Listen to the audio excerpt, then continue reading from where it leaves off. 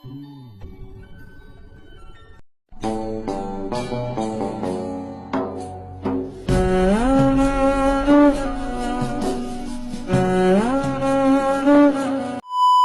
পাশে সবজিতে তেচনকে ওঠে, কারণ ওইখানে জাঙ্গু আর তের একটা কাপল পিক, যেখানে জাঙ্গু তার দিকে তাকিয়ে আছে আর সে আকাশের দিকে। দুজনকে সুন্দর লাগছে। পিকটা জাঙ্গুকের পার্টির দিনকার। বেলকনি থেকে জাঙ্গুর কথার আওয়াজ আসছে। তে মুচকি এসে সেদিকে এগিয়ে যায়, কিন্তু কিছু কথা কানে আসতেই থেমে যাইতে। জাঙ্গু ফোনে বলছে, জাঙ্গুক ফেরত দেওয়ার জিনিস কুড়িয়ে নেয় না। তুমি কি ভেবেছিলে আমাকে অপশন হিসেবে রাখবে আর আমি জানবো না? আর জানলেও তোমাকে নিয়ে পড়ে থাকবো? অবস্থায় কিছু বলার পরে জাঙ্গু আবার বলে, তেকে আমি ভালোবাসি। আমার কাছে পৃথিবীর সব থেকে সুন্দর মানুষ হচ্ছে আমার তেকের আম্মা, মিস ওয়ার্ল্ড। সে আমার, তাকে ছেড়ে দেওয়ার মতো অনেকগুলো কারণ আছে, কিন্তু আমি সেসব দেখবো না। আর তের সম্পর্কে আমি অন্য কারো থেকে কিছু শুনবো না। সে ইজ মাই ওয়াইফ। তার সম্পর্কে কিছু বলতে হলে 10 বার ভেবে বলতে হবে, নাহলে জিপ টেনে ছেড়ে দেবো। তে দাঁড়িয়ে থাকে। জাঙ্গু কিছু খুব রেগে আছে সেটা ভালোই বুঝতে পারছে। তার এগিয়ে যাওয়া উচিত কিনা ভাবছে। হঠাৎ রেগে গেল কেন? কেন? কে ফোন করেছে? কি বলছে সে জাঙ্গুকে? তখনই আবার জাঙ্গু বলে ওঠে, আয়ু নেক্সট টাইম আমাকে কল করবে না তুমি। তোমার থেকে কোনো ইনফরমেশন নিতে চাই না আমি। তোমার প্রতি আমার কোনো ফিলিংস ছিল না, আর না থাকবে কোনো দিন। মায়ের প্রতি আমাকে ভালোবাসা বুঝিয়েছে, তোমাকে আমি কখনোই ভালোবাসিনি। জাস্ট তোমার দুঃখের কথা শুনে মন গলে গিয়েছিল, তাই সঙ্গ দিয়েছি। এটাকে ভালোবাসা করো না প্লিজ। জাঙ্গু কল কেটে দেয়। ফোন পকেটে রেখে লম্বা শ্বাস টানে। সে জেনে গেছে তার মায়ের করা থেকে অপমানের কথা, জেনে গেছে তার মায়ের প্ল্যান। লজ্জিত সে। কী করে এই মুখ দেখাবে দেখে? কী করে যাবে তার সামনে? কী করবে সে? কী করে তার মায়ের প্রতি অপমান খোঁজাবে? রাগে পুরোপুরি জ্বলছে জাঙ্গুকের। রাগ কন্ট্রোল করতে না পেরে রেগে কয়েকটা খুশি দেয়। হাত পুরো লাল হয়ে যায়। তো ভয় পেয়ে দৌড়ে আসে এবং আবার খুশি দিতে যাবে, তখনই তে হাত ধরে ফেলে জাঙ্গুকের। জাঙ্গুক তাকায় না তের দিকে, চোখ শক্ত করে অন্যদিকে তাকিয়ে থাকে। তের কষ্ট হয়। সে জাঙ্গুকের মুখের দিকে তাকিয়ে বলে, এমন কেন করছেন? কি হয়েছে? জাঙ্গুক তের থেকে হাত সরিয়ে নেয়। তের দিকে পেছন ফিরে তাকায়। তে প্লিজ আমাকে একটু থাকতে দাও। তে চমকে ওঠে, চোখের পানি টলমল করছে। এই প্রথমবার জাঙ্গুর মুখে তের নামটা শুনলো। খারাপ লাগছে শুনতে। এই মুখটা শুধুমাত্র থেকে করে আম্মা মায়ের প্রতি জিমনাতে এসবই মানায়। তে নামটা বেমানান। দুই গায়ে পেয়ে কয়েক ফোঁটা পানি গড়িয়ে পড়ে তের। হাতের উল্টে পেটে পানিটুকু মুছে নেয়। শক্ত করে জাঙ্গুককে প্রশ্ন করে, আমাকে বলুন না কি হয়েছে আপনার? আমাকে মুখ ফিরে কেন নিচ্ছেন? জাঙ্গুক দেয়ালে পিঠ থেকে বসে পড়ে, চোখ দুটো বন্ধ করে নেয়। ভীষণ অসহায় লাগছে তার।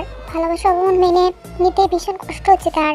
তার মা যদি একবার মুখ ফুটে বলতো, আব্বা দেখে আমার পছন্দ না, তুই ওকে ভুলে যা। জাঙ্গুক দ্বিতীয়বার দেখে নিয়ে ভাবতো না। মাকে সে ভীষণ ভালোবাসে, কিন্তু সেই মা কি করলো? তার দেখেই অপমান করলো। তার বাবা মাকে ছোট করলো। কি করে পারলো তার মা? দেখে কি বলবে সে? কি করে তের সম্মান ফিরিয়ে দেবে? তে জাঙ্গুর পাশে বসে পড়ে। জাঙ্গুর হাতটা সরিয়ে বুকে মাথা ঠেকায়। জাঙ্গু কোনো রেসপন্স করে না। তে জাঙ্গুকের হার্টবিট শুনতে থাকে। এটাই পৃথিবীর সব থেকে শান্তির জায়গা। এখানেই তে পৃথিবীর সব সুখ খুঁজে পায়। বেশ অনেকক্ষণ দুজন চুপচাপ থাকে।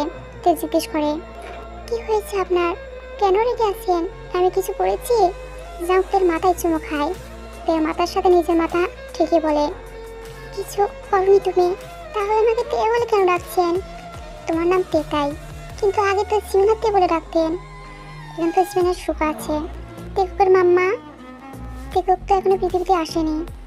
মায়াবতী সে নামে ডাকতে ইচ্ছে করছে না। মায়া কবে গেল? ইন্টারেস্ট হারিয়ে ফেললেন? জাঙ্গু উঠে যায়, রিং ধরে দাঁড়ায়। তে বসেই থাকে। তার অভিমান হয়েছে বড্ড। আমার মনটা ভালো নেই তে, আর আমি আমার রাগ কন্ট্রোল করতে পারি না। আপনার বউ আমি, আপনার মন ভালো রাখার দায়িত্ব আমারই, তাই না? তখন জাঙ্গুকেরও বলতে ইচ্ছে করছিল, আমরা তো তোমার পর হইতে। ওই আমি তো পারলাম না তোমার সম্মান বাঁচাতে। তোমাকে অপমান করা হলো শুধুমাত্র আমার জন্য। কিন্তু এই কথা বলবে না জাঙ্গু। বউয়ের জন্য মাকে সে অপমান করবে না, আবার মায়ের জন্য বউকে অপমান করবে না।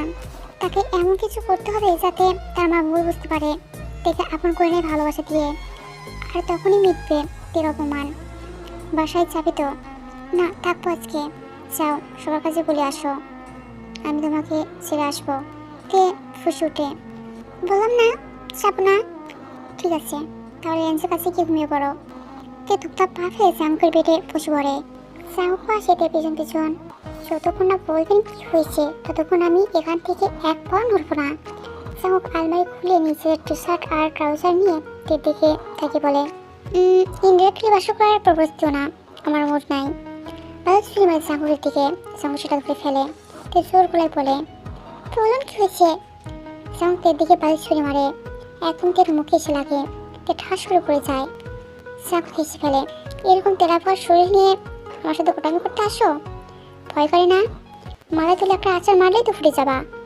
জাঙ্কুকের দিকে কটমট চোখে থাকে থাকেতে জাঙ্কুক টানটান হয়ে শুয়ে পড়ে। যাও লাঞ্চের রুমে যাও।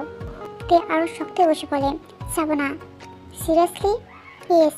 তখন জিন আছে জাঙ্কুকের রুমে। সে জাঙ্কুকের দিকে তাকিয়ে শক্ত গলায় বলে, খেয়ে যাবা। জাঙ্কুক লাফ দিয়ে উঠে বসে বলে, তোমার আমাকে খেতে বলবে না? জিন তের দিকে আর চোখে এক পলক তাকায়। এসো খেয়ে যাও, তোমার মা চিন্তা করবে। মাম্মা শোনো না, মাম্মা তোমার একটা সুট কিউট নাতি চাই না? সুজটা হাত পানিয়ে তোমার সাথে খেলা করবে, বলো ভালো হবে না? কেউ আছে মাথা নিচু করে ফেলে। জিন জাঙ্কুকে শুয়ে দেয়, তুই চাইলে ভালো হবে। জাঙ্কুক হাসে। জিন চলে যায়। তারপর থেকে 2 মাস হয়ে গেছে। জিনের সুগার মধ্যে অনেক পরিবর্তন হয়েছে। সুগা থেকে এখনো সে আগের মতোই ভালোবাসে, বাট নিজের মতো এক কোণে রাখা সফট কর্নার মতো। সুগা এখন জিমিকে অনেক ভালোবেসে ফেলেছে। আর বাঁচবে নাই বা কেন? জিমির ওর ভালোবাসার চাদর দিয়ে সুগাকে মরিয়ে দিয়েছে। এখন সুগার মন মস্তিষ্ক জুড়ে শুধু জিমিরই আনাগোনা। জিমিনটা অনেক খুশি, সে তার ভালোবাসা মানুষটির মন জিতে নিয়েছে। অন্যদিকে জাঙ্কুক এখন আর লাভালাভি চাপাচাপি করে না, অনেকটাই ভালো হয়ে গেছে সে। সে এখন বিজনেসের কাছে বাবাকে হেল্প করে। আজ অফিস থেকে বাড়ি ফিরতেই তের কল আসে। দেখা করতে বলে জাঙ্কুককে। খাওয়া দাওয়া বাদ দিয়ে ছুটে চলে যায় তার মায়ের বাড়ির সাথে দেখা করতে। জাঙ্কুকে দেখে তে বসাতে উঠে দাঁড়ায়। জাঙ্কুকের সারাদিনের ক্লান্তি দূর হয়ে যায়, মনটা শান্ত হয়ে যায়। এই মেয়েটা তার ভালো থাকার মেডিসিন। তে কি আসে জাঙ্কুকের দিকে, মুখোমুখি হয়ে দাঁড়ায়। কড়াইয়ে উঁচু করে আঁচল দিয়ে জাঙ্কুকের মুখের ঘাম মুছিয়ে দেয়। কেমন আছেন? আলহামদুলিল্লাহ ভালো আছি, তুমি? আমিও ভালো আছি, আসুন বসি। আর্জেন্ট আসতে বলেছে? অনেকদিন দেখা হয় না, আজও খুব দেখতে ইচ্ছে করছিল তাই। জাঙ্কুক নিজের মাথাটা নিজের কাঁধে রাখে। এটা সে বরাবরই করে। আমার টেকুকের আম্মাতে শুধুমাত্র দেখার জন্য কখনই এভাবে ডাকবে না। তে মুচকে আসে, একটু বেশি বুঝে লোকটা তাকে। 4 তারিখে বাবা আসছে। জাঙ্কুক চমকে ওঠে, বড় বড় চোখ করে তাকাতে দিকে। সিরিয়াসলি? তে মুচকে এসে বলে, এত দ্রুত যে চলে আসবে ভাবতে পারিনি। ফাইনালি তোমাকে পার্মানেন্টলি পেতে যাচ্ছি। দুজনের চোখে মুখে খুশি ছিল। প্রিয় মানুষটাকে চিরতরে পাওয়ার আনন্দটাই আলাদা। অপেক্ষার পর যে ভয়ঙ্কর খারাপ, ভালোবাসার পূর্ণতা পাওয়ার আনন্দ অন্যরকম। প্রিয় মানুষটা সারা জীবন পাশে থাকবে, এর থেকে সুখের আর কিছুই হতে পারে না। সিনের আচরণ ইদানিং কেমন অদ্ভুত লাগে। ছেলেমেয়েদের সাথে ভালো করে কথা বলে না, আর মেয়ের সাথেও তেমন কথা বলে না। ঠিকঠাক করে কোনো কাজ করে না, সারাক্ষণ কিছু একটা ভাবতে থাকে। কার সাথে সেই ভাবনাটা শেয়ারও করে না। রান্না করছিল সিন, তখন তার ফোন বেজে ওঠে। চুপ করেন তিনি। ডাইনিং টেবিলে বসে মায়ের ভাবনা বুঝতেছিল এমন কেন করছে। ফোনটা হাতে নিতে কেমন মুখটা চুপে যায় জিনের। জাঙ্কুক কিছু একটা আন্দাজ করে বাঁকা হাসে। জাঙ্কুক অফিসের পাশে বড় গাছের নিচে বসে বিকেলে ফুরফুরে হাওয়া বইছে।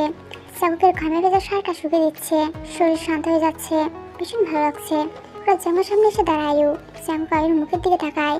জানা আছে জাঙ্কুকের এখনই জিজ্ঞেস করবে বিয়ে কবে করবে। আয়ু কিছু করার আগে জাঙ্কুক বলে ওঠে, তোমার বয়ফ্রেন্ডের সাথে যে তোমার ভিডিও ভাইরাল হয়েছিল সেটা আমি অ্যান্ড পাপা দুজনেই দেখে ফেলেছি। আয়ু জানতো জাঙ্কুক এটা বলবে। আয়ু জাঙ্কুকের পাশে বসে বলে, দোষটা কি তোমার নয় জাঙ্কুক? আমাদের একটা সুন্দর রিলেশন ছিল, আমরা বিয়ে করবো ভাবছিলাম। তখন তুমি ওই খাইয়া ভূত বোকানিকা দেখে দেখে আমাকে ভুলে গেলে, নিজের মতামত পাল্টে ফেললে, আমাকে ঠকালে। তুমি চরিত্রহীন জাঙ্কুক।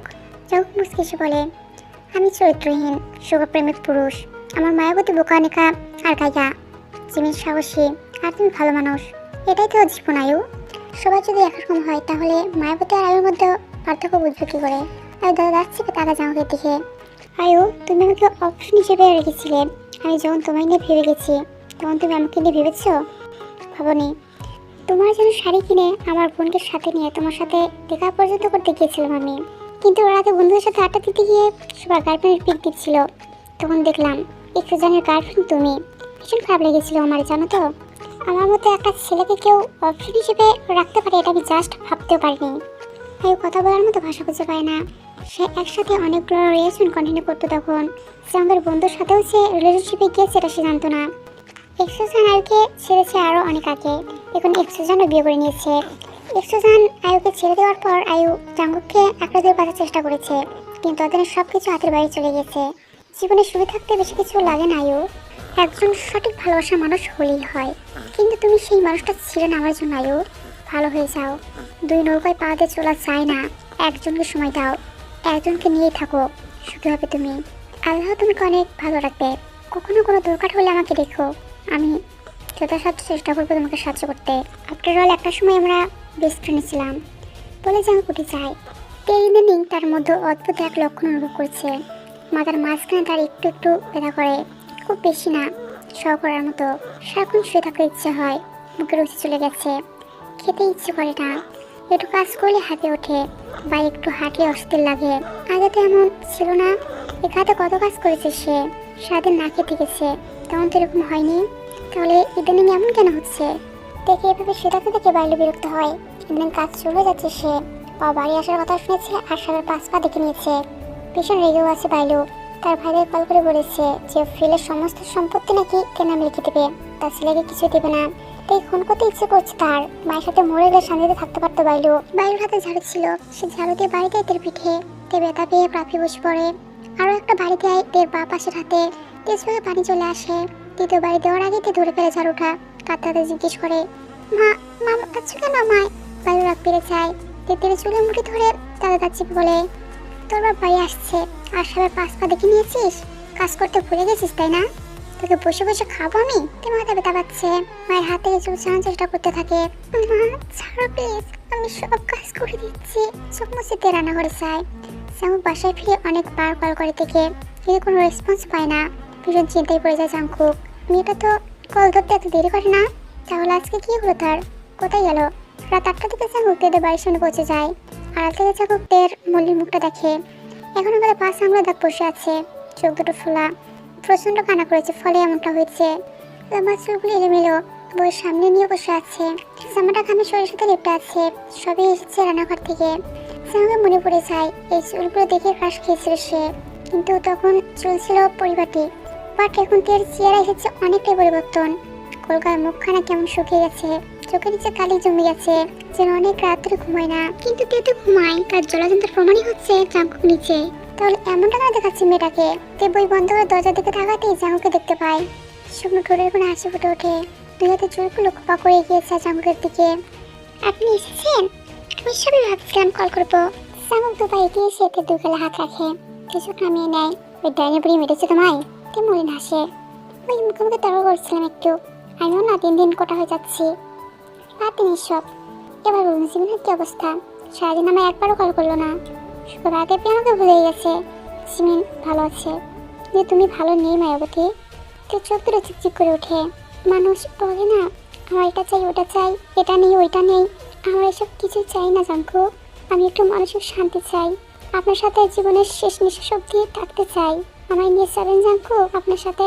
আমি আপনার সব কথা শুনবো। আমার পেছনে কোনো টাকা পয়সা খরচ করতে হবে না আপনাকে। আমি না 2টা টিউশন নিয়ে নিব। শুধু আপনার সাথে একটু থাকতে চাই জাঙ্কু। বলতে কেটে ফেলে দিয়ে জাঙ্কু মাথা হাত বুলিয়ে দেয়। আর কটা দিন অপেক্ষা করে যান, ঠিক নিয়ে যাবো। তে দীর্ঘ শ্বাস ফেলে। নিজের অনুভূতি বোঝাতে পারলো না জাঙ্কুককে। হয়তো তে বোঝাতে ব্যর্থ, আর না হয় জাঙ্কুক বুঝতে ব্যর্থ। তবে জীবনটা এমন না হলেও পারত। জাঙ্কুক যাওয়ার আগে বাইরে চোখ রাঙিয়ে গেছে।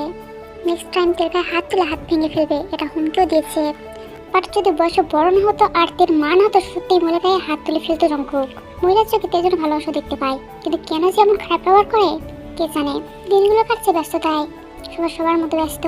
তের শরীরটা ইদানিং আরো বেশি খারাপ লাগে। তে আয়নার সাথে দাঁড়িয়ে নিজেকে দেখছে। মনে মনে ভীষণ চিন্তিত সে। এমন কেন হচ্ছে? চিরুনি ভর্তি চুল উঠে যাচ্ছে, চোখ দুটো কেমন মোড়া মোড়া লাগে। নিজেকে দেখে নিজে অবাক হয় তে। ব্যাপারটা জিমিনও খেয়াল করেছে। আর করবে নাই বা কেন, নিজের আত্মা বলে কথা। তাই এক প্রকার জোর করে থেকে জিমিন আজ হসপিটাল নিয়ে যাবে। বিলে বিলে সুগা আসে জিমিনের বাড়িতে। তারপর জিমিন আর সুগা একসাথে তেদের বাড়িতে যায়। জাঙ্কুক এসবে কিছু জানে না, জানার কথাও না। না তে কিছু বলেছে, না জিমিন কিছু বলছে। সুগা জিমিনকে দেখে তে বেশ অবাক হয়। সুগা কখনো যে বাড়িতে আসবে ভাবতে বাড়িতে দেখে থমকে দাঁড়িয়ে থাকে দেখে জিমিন এগিয়ে যায়। তুই খুশি হসনি? তুই হাসার চেষ্টা করে বলে, খুব খুশি হয়েছি। সুগা ভাইয়া ভালো আছেন? সুগা তার মুখের দিকে না তাকিয়ে জবাব দেয়, আলহামদুলিল্লাহ ভালো আছি। জিমিন ভাইকে নিয়ে বস, আমি আসছি। বলতে বেরোতে চাই, জিমিন হাত টেনে ধরে, তুই রেডি হয়ে নে, আমরা এক জায়গায় যাবো। আমি তোমার যেতে দেবে না রে? দেবে, তুই রেডি হ। সিমিকে না করার সাধ্য কখনোই তীর ছিল না। তাছাড়া ভীষণ মাথা ব্যথা করছে, ইদানিং প্রায় করে। একটু ঘুরে যদি ভালো হয়। আন্টি ভালো আছেন? দেখে নিয়ে একটু বেরোচ্ছি। ও যাবে না? ও যাবে, রেডি হচ্ছে। আপনি কোথায় যেতে দিচ্ছেন না, তাই না? কিন্তু আমি আপনার কথা শুনবো না। ওকে আমি নিয়ে যাব, আপনার কেউ না। বাইরে চোখ পাখি থাকা চিমনি দেখে, আমি তোর মা। মা কখনো সন্তানের গায়ে হাত তুলতে পারে না আন্টি। কই, আপনি তো আপনার ছেলেকে টর্চার করেন না, কারণ সে আপনার সন্তান, তে আপনার কেউ না। পুরোই জিমি চলে যায়। তে আর জিমি রিস্কে যাচ্ছে সুগা বাইকে। সে নিজের অসুবিধার কথা জিমিকে বলতে চাচ্ছে কিন্তু পারছে না। মৃত্যুকে ভীষণ ভয় পায় সে। জীবনে এত তো খারাপ সময় গেছে, কিন্তু কখনোই তের মাথায় মৃত্যুর কথা বলেও আনেনি। তেকুক বিকুক ওদের দুনিয়াতে আনতে চায়, শান্তিতে সংসার করতে চায়। তে খানছে। জিমি এক হাত দিয়ে তেকে জড়িয়ে ধরে। তে তাকায় জিমিনের দিকে। কি হয়েছে তে? আমি কেন বলিসনি তোর শরীর ভালো যাচ্ছে না? তে চোখে পানি চলে আসে। মেয়েটা বুঝে গেল, অথচ জাঙ্কুক বা তার মা বুঝলো না। তে জিমিনের হাত দুটো শক্ত করে ধরে বলে, তুই বুঝে গেলি? তোর থেকেও আমি তোকে বেশি চিনিতে। আর কিছু বলতে পারে না তে। আল্লাহ জিমিনকে পাঠিয়েছিল তার জীবনে। মা বাবা ভাই বোন আত্মীয় স্বজন সবার ভালোভাবে পূরণ করছে মেয়েটা। বন্ধুরা কখনো এমন হয়? টাকা চেম্বারে বসে আছে তে আর জিমিন আর সুগা। টাকা থেকে দেখছে ভালো করে। ডক্টর নিজেও চিন্তিত। জিমিন ধৈর্য রাখতে পারছে না। সে জিজ্ঞেস করে ফেলে, কি হয়েছে আমার তের?